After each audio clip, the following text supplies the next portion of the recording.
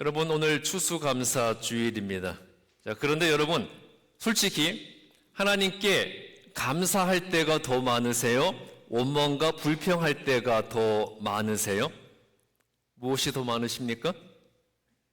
만일 원망과 불평이 더 많다면 그것은 내가 하나님께 무엇인가를 바라고 기대하는 게 있었다는 거죠. 바라고 기대하는 게 있었는데 그 기대가 이루어지지 않으니까 원망하고 불평을 하는 거잖아요. 그렇다면 여러분들은 하나님께 무엇을 바라고 기대하셨습니까? 무엇을 바라고 무엇을 기대하셨어요?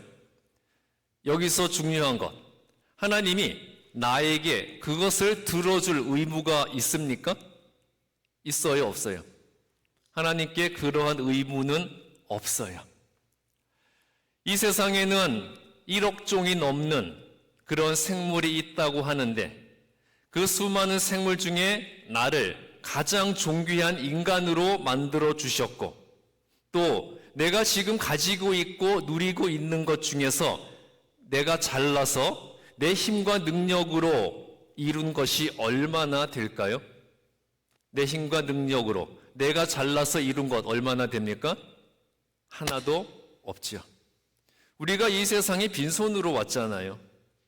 빈손으로 온 이 세상에서 이만큼 누리게 해주신 것만으로도 하나님은 우리에게 감사와 고마움의 인사만 받으셔야 하는 거예요.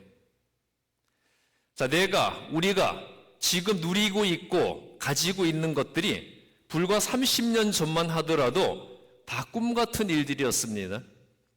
여러분, 30년 전을 생각해 보세요. 30년 전에 집에 자가용 있으면 부자였어요. 그런데 지금 집집마다 자가용 다 있잖아요. 한 대만 있습니까? 거의 가족 수대로 차를 다 가지고 있잖아요. 정확하게 30년 전에 제가 그 당시 처음 나왔던 펜티엄 컴퓨터를 구입했는데 친구들이 컴퓨터 구경하러 저희 집에 왔습니다. 그리고 그 당시에 제가 어떤 영화를 봤는데 주인공이 책 같은 걸 하나 들고 오더라고요. 그걸 딱 펼치니까 컴퓨터인 거예요. 노트북이었습니다. 그때 그걸 보면서 웃었어요. 저런 컴퓨터가 어떻게 나오겠냐고. 그런데 지금 여러분 그런 컴퓨터 다 가지고 계시죠. 그리고 제가 그때 샀던 펜티엄 컴퓨터 이만했었는데 그것보다 훨씬 성능이 좋은 컴퓨터의 역할까지 다 하는 이 손바닥만한 핸드폰 다 가지고 계시지 않습니까? 지금 우리는 30년 전에 꿈꾸던 그런 세상에 살고 있다는 거예요. 그런데 우리에게 감사가 있습니까? 없습니까? 감사가 없어요. 왜 없을까요? 하나를 주니까 두 개를 요구하는 무슨 심보? 그렇죠. 도둑놈 심보 때문에 그래요. 자, 우리 그리스도인에게는요, 감사가 조건부가 아닙니다. 무엇을 주시면 감사하겠다는 조건부가 아니라 매사에 당연히 해야 할 의무이고요. 하나님은 우리에게 있어 전적인 감사의 대상이어야 합니다. 우리 그리스도인의 감사의 본질은 그럼에도 불구하고 감사이어야 합니다. 무엇이라고요? 그럼에도 불구하고 감사. 여러분, 이 한 해 잘된 일과 잘되지 않은 일, 내 뜻대로 된 일과 뜻대로 되지 않은 일, 응답된 기도와 응답받지 못한 기도 중에서 무엇이 더 많습니까? 사실 뜻대로 되지 않은 일과 응답받지 못한 기도가 더 많죠. 솔직히 감사할 수 있는 상황이 아니에요. 제가 전도사 시절 만났던 친구 전도사가 한 명 있었는데 참 부정적인 친구였어요. 입만 열면 나는 왜 이렇게 재수가 없을까? 나는 왜 이렇게 되는 일이 없을까? 내가 하는 일이 다 그렇지 뭐. 그렇게 입에서 불평과 원망이 끊어지지를 않았어요. 그 모습을 보면서 목사가 되겠다는 친구가 왜 저렇게 부정적일까 안타까웠습니다. 그런데 여러분, 내가 정말 재수가 없어요? 되는 일이 없어요. 그럼에도 불구하고 감사하실 수 있습니까? 감사할 수 있으세요? 만일 감사할 수 있는 조건에서만 감사한다면, 그래서 감사하지 못할 상황에서는 원망과 불평이 나온다면 믿는 자들과 믿지 않는 자들의 다른 점이 무엇이겠습니까? 믿는 자들과 믿지 않는 자들의 차이점은 단 한마디로 설명할 수 있어요.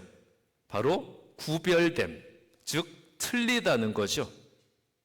감사할 수 없는 상황에서도 감사의 고백이 나오는 것이 그리스도인의 구별된 삶이어야 하는 것이고요. 그 구별된 감사의 삶이 하나님의 능력과 은혜를 입게 하는 힘의 근원이 되는 거예요.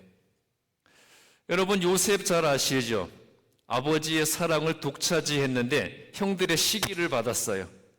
형들이 아버지 몰래 요셉을 애굽에 노예로 팔아버렸습니다. 자, 이 요셉이 노예로 팔려간 애굽에서 총리의 자리에 오르게 되죠. 요셉이 총리가 된 것에 대해서 감사해야 될 사람이 누구였을까요? 당시 요셉의 인생은 한마디로 갈수록 꼬여가는 재수 없는 인생이었어요. 자, 요셉은 형들이 동생을 애굽에 노예로 팔아버림으로써 한 집안의 가장 사랑받던 아들에서 한순간 노예로 전락해 버렸습니다. 요셉은 애굽의 왕, 그 바로의 친위대장 보디발의 집에 노예로 팔려가게 되었어요. 노예로 팔려갔지만 열심히 일했어요. 그런데 요셉이 얼굴이 잘생긴 준수한 청년이었거든요. 주인의 아내가 유혹을 했습니다. 나와 동침하자고. 힘 있는 사람의 권력자의 아내였어요. 아름다운 미인이었습니다. 그런 여인이 동침하자고 유혹한다면 남자분들 그 유혹을 거부하시겠습니까? 어떻게 하시겠습니까? 솔직히 거부하시겠습니까? 아마 몇몇 분은 이것도 주님의 뜻이라면 감사히 받겠습니다. 그러지 않으시겠어요? 자, 그런데 요셉은 단호히 거부했습니다. 그러자 이 주인의 아내가 요셉이 자기를 강간하려고 했다고 누명을 씌웠어요. 요셉은 한순간 주인의 아내를 범하려고 했던 파렴치범의 누명을 쓰고 감옥에 갇히게 되었어요. 노예로 팔려온 것도 하늘이 무너질 일인데 억울한 누명을 쓰고 감옥에 갇히게 되었습니다. 그런데도 요셉은 절망하지 않고 자기와 함께 하시는 하나님께 감사하며 감옥에서도 열심히 생활을 했어요. 그곳에서 애굽 왕 바로의 술 맡은 관원을 만나게 되었고 그 관원을 열심히 섬겨주었고 그의 꿈도 해몽해 주면서 감옥에서 나갈 수 있도록 도와주었습니다. 그러자 애굽 왕 바로의 술 맡은 관원이 내가 너의 말대로 이 감옥에서 나가게 된다면 제일 먼저 너를 꺼내주겠다 약속을 했어요. 그런데 요셉의 말대로 이 술 맡은 관원이 풀려나게 되었어요. 사람이 화장실 들어갈 때와 나올 때 마음이 다르다고 감옥에서 풀려나니까 감옥에서 있었던 일들은 다 잊어버렸습니다. 그래서 요셉을 배신해 버린 거예요. 그런데 이렇게 요셉을 힘들게 했던 그 모든 사람들이 바로 요셉이 감사해야 할 사람이었습니다. 요셉이 형들에 의해서 팔려갔기 때문에 애굽 왕 바로의 친위대장 보디발의 집에 노예로 갈 수 있었던 거죠. 그리고 보디발의 아내에 의해서 누명을 썼기 때문에 보디발이 관리하던 왕의 죄수들과 정치범들이 수용되는 감옥에 갇힐 수 있었고 그 감옥에서 애굽 왕 바로의 술 맡은 관원을 만나게 되었어요. 그리고 감옥에서 만난 바로 왕의 술 맡은 관원이 요셉의 도움을 받고도 추록한 후에 바로 그 일을 다 잊어버렸기 때문에 나중에 애굽 왕 바로가 꿈을 꾸었을 때 그 꿈을 해몽할 사람이 없게 되자 그제서야 이 술 맡은 관원이 자기 꿈을 해몽해 주었던 요셉을 기억해서 요셉을 애굽 왕 바로에게 추천하게 되었고요. 그런 과정을 통해서 요셉이 노예로 끌려온 애굽에서 총리가 되었던 거잖아요. 만일 술 맡은 관원이 약속한 대로 나가자마자 요셉을 풀어줬으면 어떻게 됐겠습니까? 요셉은 즉시 아버지의 지배로 갔겠죠. 애굽에 남아있지 않았을 거예요. 그 애굽에서 요셉이 총리가 될 일도 없었을 겁니다. 이렇게 재수 없는 일들이 이어지고 갈수록 꼬여가기만 하고 되는 일이 없던 이 모든 상황들 가운데서도 그럼에도 불구하고 하나님께 언제나 감사했던 요셉에게 결국 모든 것이 합력하여 선한 것으로 바뀌게 되었습니다.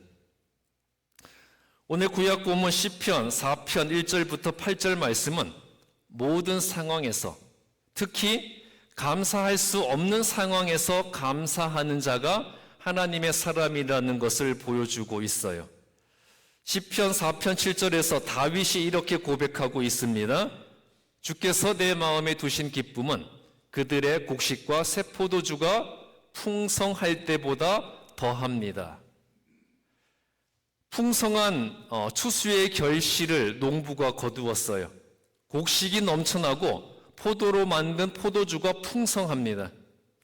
대풍년의 결실을 거둔 농부의 기쁨은 자기 인생에서 최고의 결실을 거둔 모든 사람의 기쁨을 상징하고 있어요.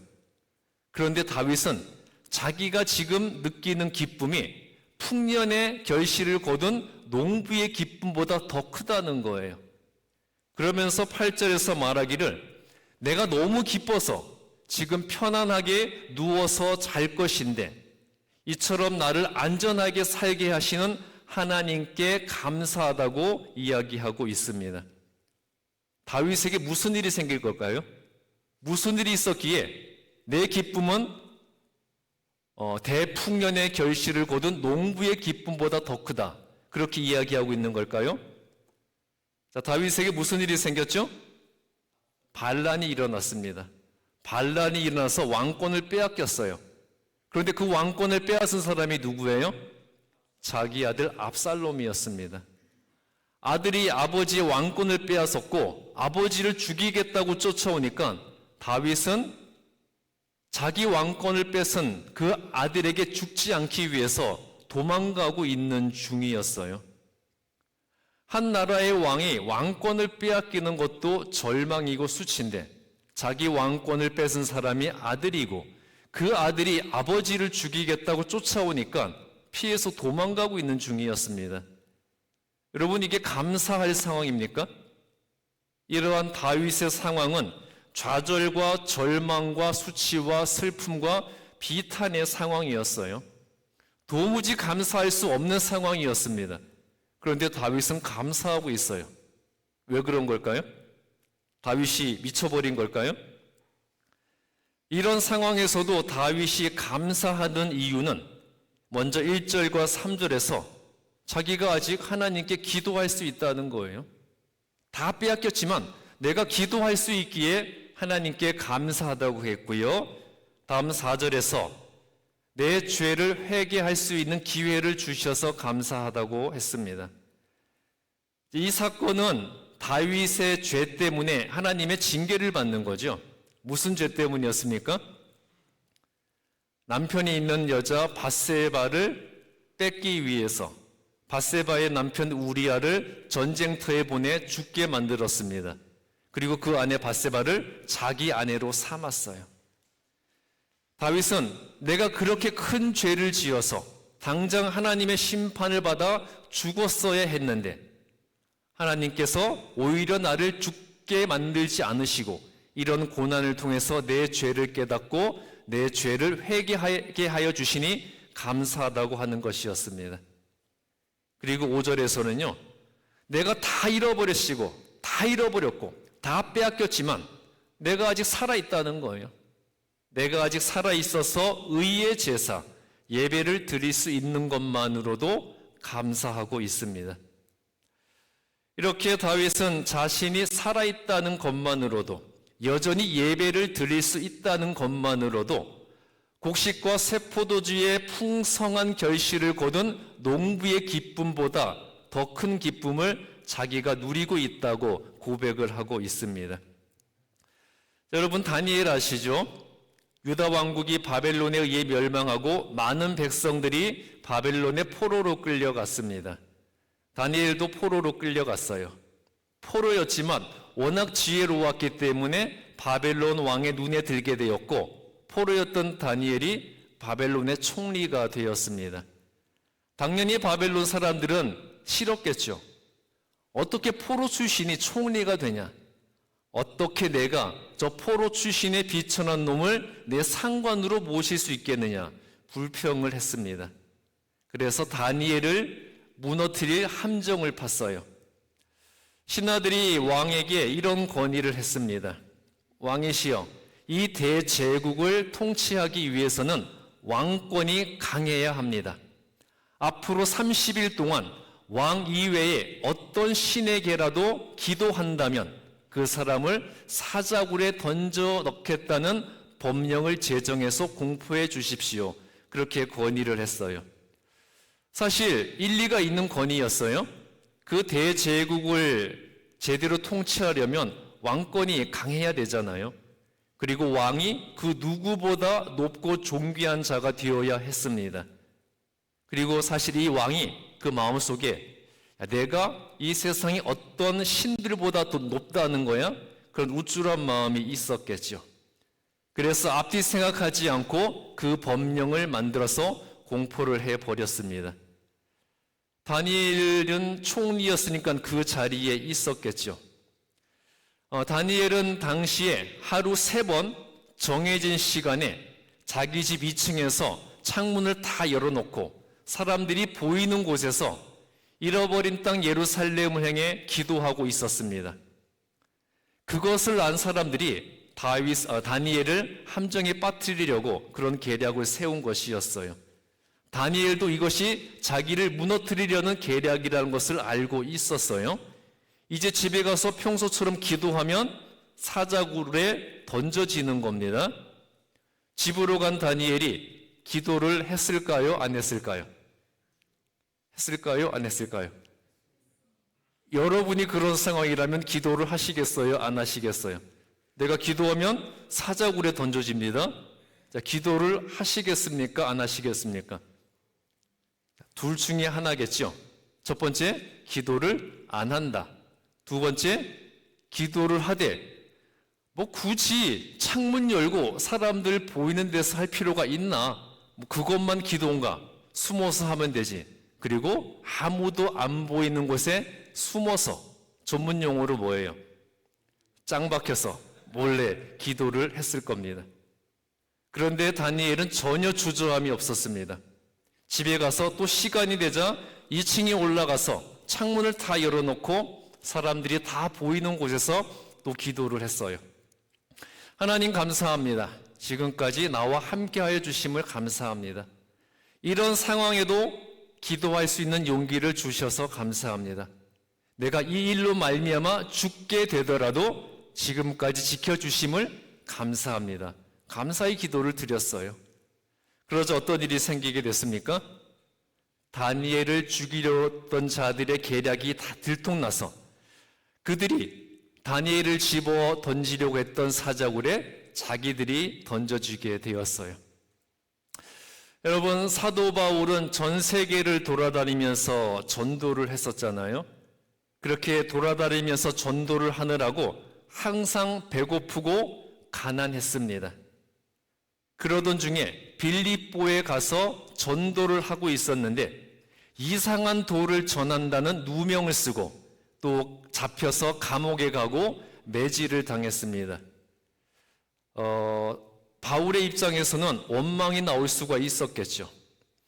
내가 예수님을 위해서 헌신하느라고 내 모든 것을 다 내려놓고 전도하러 다니느라 배고프고 가난까지 겪었는데 그런 나를 상 주시지는 못할 망정 누명을 쓰고 감옥에 갇혀서 매맞게 하십니까? 원망할 수도 있었는데 바울은 그러지 않았습니다. 자기와 함께 감옥에 갇힌 실라와 무엇을 했습니까? 감옥에서 감사하며 찬송을 했어요. 내가 예수님을 위해 고난을 당하게 되었으니 이 일로 말미암아 내가 예수님의 진정한 제자로 인정받았음을 알게 되어 감사합니다. 감사의 고백을 올려드렸어요. 자, 우리 그리스도인의 감사는 감사할 조건이 주어져서 감사하는 것이 아니라 내가 살아있다는 이유 하나만으로, 내가 숨을 쉬고 있다는 이유 하나만으로, 내가 하나님을 알고 믿게 해준 것 하나만으로도 감사하는 것이어야 합니다. 하나님은 이런 감사의 마음을 가진 사람에게 더 큰 감사의 조건을 베풀어 주시는 분이에요. 자, 내가 어디에 있는지가, 어떤 상황에 놓여 있는지가 중요한 것이 아니에요. 내가 어느 곳에 있든지, 어떤 상황에 놓여 있든지 간에 내가 지금 이 순간 하나님과 함께하고 있느냐, 그게 중요한 것이죠. 어떤 상황이든지 간에 하나님만 함께 하시면 모든 상황과 조건은 변하게 되어 있거든요. 로마서 8장 28절은 이렇게 말씀하고 있습니다. 우리가 알거니와 하나님을 사랑하는 자, 곧 그의 뜻대로 부르심을 입은 자들에게는 모든 것이 합력하여 선을 이루느니라. 하나님과 함께하는 자에게는 모든 일이 선한 것으로 바뀌고 변하게 된다는 거예요. 그러므로 내가 예수님을 믿고 예수님이 나와 함께 계시다는 것만으로 만족할 수 있고 감사할 수 있어야 하는 것입니다. 여러분, 감사절이죠. 한 해를 결산하는 감사의 절기인데 이 한 해 여러분 감사의 조건들을 한번 생각해 보세요. 여러분 무엇을 감사하시고 있습니까? 우리가 주신 것에, 내가 얻은 것에, 받은 것에 감사하는 것은 당연한 거고요. 그거는 기본이에요. 그런데 이것은 하나님을 믿지 않는 사람들도 내가 얻은 것, 내가 누리는 것에 대해서는 감사할 수 있는 거잖아요. 그리스도인은요, 못 받았지만, 된 것이 없지만, 얻은 것이 없지만 감사할 수 있어야 합니다. 우리는 나는 하나님께 아무것도 요구할 자격이 없다 그랬잖아요. 그러므로 내가 지금 살아있는 것이 감사의 조건이고요. 나한테 호흡이 붙어 있는 것이 감사의 조건인 거예요. 내가 지금 이 시간, 이 예배의 자리에 예배당에 앉아 있을 수 있는 것이 감사해야 할 일인 거예요. 여러분, 이 시간, 이 예배의 자리에 앉아 계신 것만으로도 감사하실 수 있겠습니까? 딱 두 분만 감사하시는 것 같네요. 여러분, 내 자신의 부끄러운 죄를 한번 생각해 보세요. 우리가 말과 행동과 마음으로 지은 각종 죄가 얼마나 많습니까?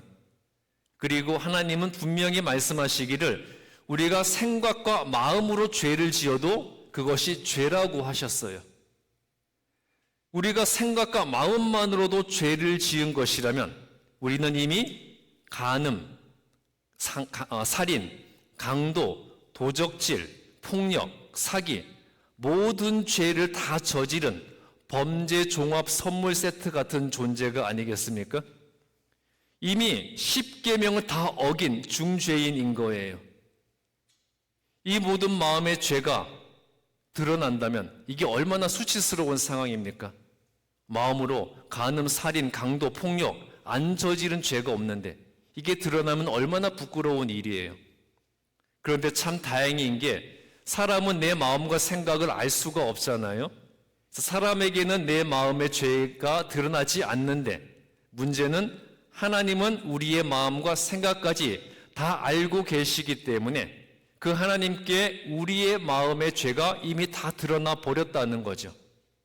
그러면 당연히 우리는 하나님의 심판을 받아야 하는데 이런 상황에서도 하나님이 나를 심판하지 않고 참아주시는 것만으로도 우리는 감사해야 할 상황이라는 거죠. 이처럼 내가 하나님의 심판을 받아야 할 상황임에도 불구하고 내가 지금 가지고 있고 누리고 있는 것이 얼마나 많습니까? 지금 팬데믹 이후로 물가가 엄청나게 올랐죠. 팬데믹 이후에 물가 폭등으로 인해서 홈리스가 계속 늘어나고 있대요. 제가 어떤 통계를 봤는데 팬데믹 이전에는 사람이 직장을 잃어도 석 달은 버틸 수가 있었고 대개 그 안에 새로운 직장을 찾게 되었다는 거예요. 그런데 팬데믹 이후에는 사람이 직장을 잃으면 한 달을 못 버티고 그 한 달 안에 새로운 직장을 찾지 못하는 사람들이 계속 홈리스가 되고 있다고 합니다. 자, 이런 상황에서 우리는 날마다 따뜻한 식사를 먹을 수가 있잖아요. 이 잠잘 수 있는 집이 있습니다. 따뜻한 옷이 있어요. 함께하는 가족이 있습니다. 그리고 교회에 와서 예배 드리기 위해 두 발로 걸어 나올 건강이 있어요. 여러분 아실지 모르겠지만 우리 교인 중에서도 너무 교회에 와서 예배 드리고 싶은데 예배 드리는 게 소원인데 몸이 아파서 교회 못 나오신 분들 계십니다. 나에게 그런 건강이 있다는 것만으로도 감사해야 할 일이라는 거예요. 그리고 이 교회를 타고 올 수 있는 차도 있고요. 얼마나 감사해야 할 일이 많습니까? 우리는 모든 것을 하는 데 있어서 예수님의 뜻을 구하며 감사하는 삶의 자세를 생활화할 수 있어야 될 것 같아요. 예수님께서는 십자가의 죽음조차도 하나님의 뜻이라면 기꺼이 순종하면서 아버지의 뜻대로 순종할 수 있어서 감사하셨습니다. 그렇다면 우리도 고난 앞에서도 예수님을 생각하면 감사할 수 있게 되는 겁니다. 우리가 무엇을 하든 큰 일을 하든 작은 일을 하든 중요한 일을 하든 사소한 일을 하든 그리고 어떤 상황에서든 좋은 상황이든 나쁜 상황이든 예수님이라면 어떻게 하실까를 생각하면서 우리가 모든 일에 대처를 해야 하겠습니다. 예수님이라면 이런 상황에서 저런 상황에서 어떻게 하실까? 예수님이라면 이 일을 하실까 하시지 않을까? 만일 하신다면 어떻게 하실까? 이렇게 예수님이라면 하실 일들을 예수님이 하실 방법으로 한다면 그때부터 그 일은 내 손을 떠나서 예수님이 하시는 일이 되어버리는 거예요. 그리고 예수님이 하시는 일이라면 결국 그 일은 하나님의 은혜와 축복이 임하는 일이 될 것입니다. 그리고 우리가 예수님을 생각하며 예수님이 원하시는 일, 예수님이라면 하실 일들을 하게 되면 그 일이 모든 상황과 환경을 초월해서 우리에게 좋은 일로 선한 일이 되도록 해주시는 겁니다. 자, 하나님은요, 모든 것을 합력하여 선한 것으로 바꾸어 주시는 분이에요. 아버지를 죽이려고 쫓아오는 아들을 피해 도망가는 그 비참한 상황에서도 하나님께 감사하고 찬양하는 가운데 결국 다윗은 모든 시련을 극복하고 이스라엘의 번영을 이끄는 왕이 되었습니다. 자, 여러분, 모든 상황에서 어떤 상황에서도 가장 먼저 하는 것이 하나님을 향한 감사가 되는 그리스도인들이 되시기 바랍니다. 하나님께서 더 크게 감사할 수 있는 조건을 허락해 주실 거예요. 우리 주반석 교회 성도 여러분, 언제나 감사하십시오. 범사에 감사하세요. 그럼에도 불구하고 감사하십시오. 그러는 가운데 하나님과 예수님께서 내게 기대하시는 것을 기쁨으로 행함으로써 나의 모든 것을 합력하여 선한 것으로 바꾸어 주시는 하나님의 능력과 더 큰 감사의 조건을 내게 주시는 하나님의 축복이 여러분들 가운데 넘치도록 주어지시기를 주님의 이름으로 축복합니다. 기도하겠습니다.